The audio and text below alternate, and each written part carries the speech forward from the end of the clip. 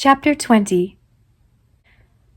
When Gilbert and Anne went to dinner with friends in Charlottetown one evening in late March, Anne put on a new dress of ice green encrusted with silver around neck and arms, and she wore Gilbert's emerald ring and Jim's necklace. "Haven't I got a handsome wife, Jim?" asked Dad proudly. Jim thought Mother was very handsome and her dress very lovely. How pretty the pearls looked on her white throat. He always liked to see Mother dressed up, but he liked it still better when she took off a splendid dress. It had transformed her into an alien. She was not really Mother in it. After supper, Jem went to the village to do an errand for Susan, and it was while he was waiting in Mr. Flagg's store, rather afraid that Sissy might come in, as she sometimes did, and be entirely too friendly, that the blow fell, the shattering blow of disillusionment, which is so terrible to a child, because so unexpected, and so seemingly inescapable. 2 girls were standing before the glass showcase, where Mr. Carter Flagg kept necklaces and chain bracelets and hair barrettes. "Aren't those pearl strings pretty?" said Abby Russell. "You'd almost think they were real," said Leona Reese. They passed on then, quite unwitting of what they had done to the small boy sitting on the nail keg. Jem continued to sit there for some time longer. He was incapable of movement. "What's the matter, Sonny?" inquired Mr. Flagg. "You seem kind of low in your mind." Jem looked at Mr. Flagg with tragic eyes. His mouth was strangely dry. "Please, Mr. Flagg, are those necklaces? They are real pearls, aren't they?" Mr. Flagg laughed. "No, Jim, I'm afraid you can't get real pearls for 50 cents, you know. A real pearl necklace like that would cost hundreds of dollars. They're just pearl beads. Very good ones for the price, too. I got 'em at a bankrupt sale. That's why I can sell 'em so cheap. Ordinarily, they run to $1. Only one left. They went like hotcakes." Jem slid off the keg and went out, totally forgetting what Susan had sent him for. He walked blindly up the frozen road home. Overhead was a hard, dark, wintry sky. There was what Susan called a feel of snow in the air, and a skim of ice over the puddles. The harbor lay black and sullen between its bare banks. Before Jem reached home, a snow squall was whitening over them. He wished it would snow, and snow, and snow, till he was buried, and everybody was buried, fathoms deep. There was no justice anywhere in the world. Jem was heartbroken, and let no one scoff at his heartbreak for scorn of its cause. His humiliation was utter and complete. He had given Mother what he and she had supposed was a pearl necklace, and it was only an old imitation. What would she say? What would she feel like when she knew? For of course she must be told. It never occurred to Jem to think for a moment that she need not be told. Mother must not be fooled any longer.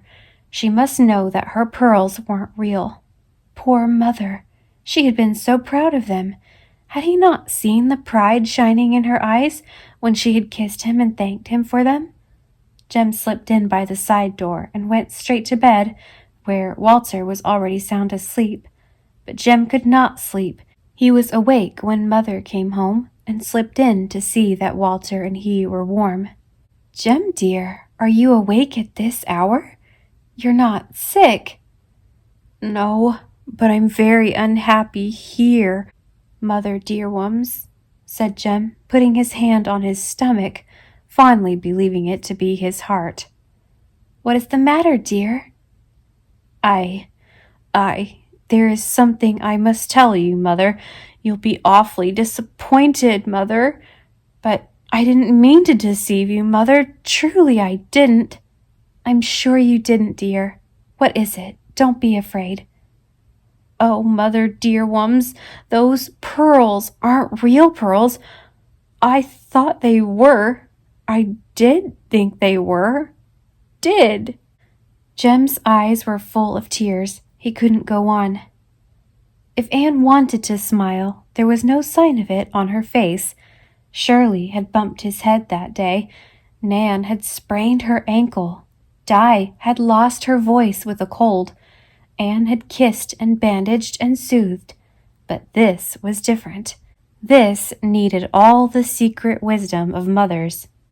Jem, I never thought you supposed they were real pearls. I knew they weren't, at least in one sense of real. In another, they are the most real things I've ever had given me, because there was love and work and self-sacrifice in them, and that makes them more precious to me than all the gems that divers have fished up from the sea for queens to wear. Darling, I wouldn't exchange my pretty beads for the necklace I read of last night, which some millionaire gave his bride, and which cost $500,000. So that shows you what your gift is worth to me, dearest of dear little sons. Do you feel better now?" Jem was so happy he was ashamed of it. He was afraid it was babyish to be so happy. "Oh, life is bearable again," he said cautiously. The tears had vanished from his sparkling eyes. All was well. Mother's arms were about him. Mother did like her necklace. Nothing else mattered. Some day he would give her one that would cost no mere half, but a whole million. Meanwhile, he was tired. His bed was very warm and cozy. Mother's hands smelled like roses, and he didn't hate Leona Reese any more. "Mother dearwums, you do look so sweet in that dress," he said sleepily. "Sweet and pure as Ebb's cocoa." Anne smiled as she hugged him and thought of a ridiculous thing she had read in a medical journal that day. Signed Dr. V.Z. Tomaszewski.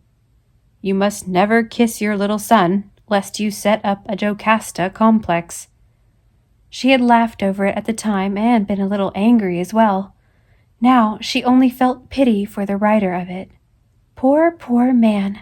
For of course V.Z. Tomaszewski was a man. No woman would ever write anything so silly and wicked.